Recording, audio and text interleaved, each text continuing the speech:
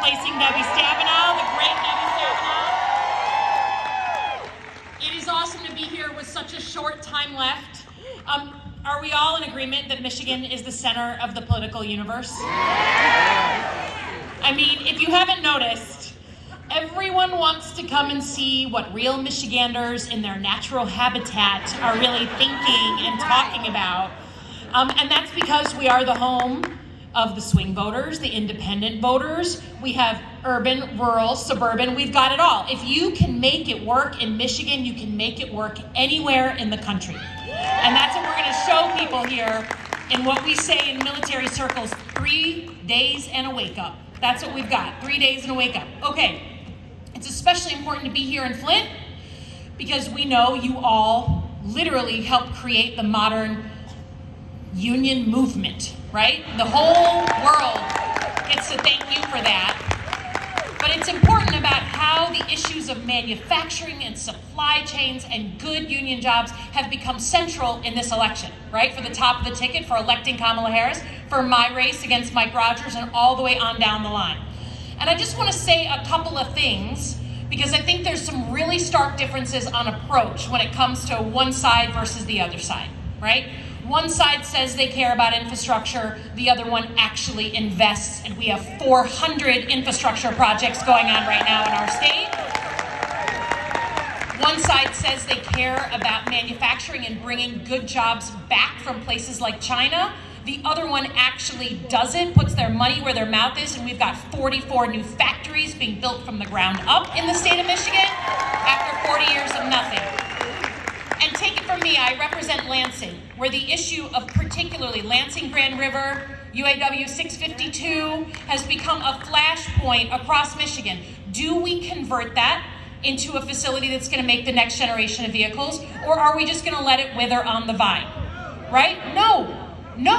We're going to invest in building that next generation of vehicles, and I don't care what you drive.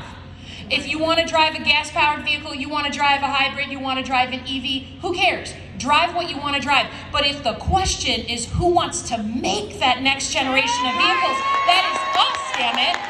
That is us.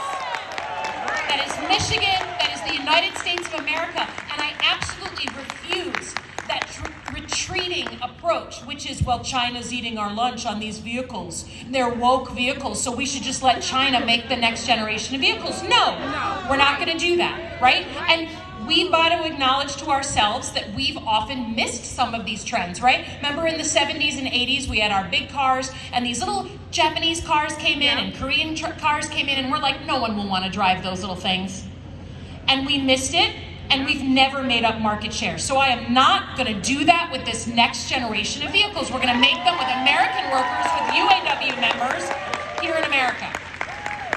And every time the other side of the aisle, including Mike Rogers, the guy I'm running against, every time he complains about supporting that transition, putting our money where our mouth is, right? And he complains about support going to places like GM or Ford or all these things. They happen to miss every single time an important part of the story, which was the $465 million that went to Elon Musk to help start Tesla up, right? 465 million US taxpayer dollars went to Elon Musk in 2010 to help build up that part of the electric vehicle market. But now somehow they only want to focus on Detroit. They only want to focus on Michigan. They have a problem with that, but have no problem giving money to the guy out in California. No. That is not the way the world works. So thank you for standing up for American manufacturing. Thank you for caring about your country and your community. I want to say one last thing, and then we'll go on here.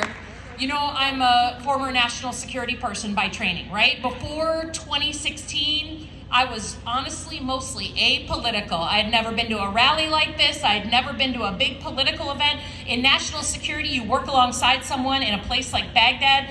You have no idea how they vote. You don't care. Why do I care how you vote? All I care about, if we're going on a dangerous convoy, are you rested? Are you alert? Have you cleaned your weapon? That's what I care about, not whether you vote one way or the other. I want you all in this election to wear your patriotism on your sleeve. You are here because you care about your country and you know it can be better. You believe in this country. That's why you're here in the middle of the day when you could be anywhere else.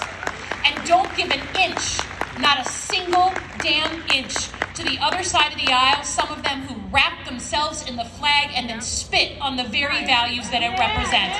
Don't give an inch to them, not a single inch. Thank you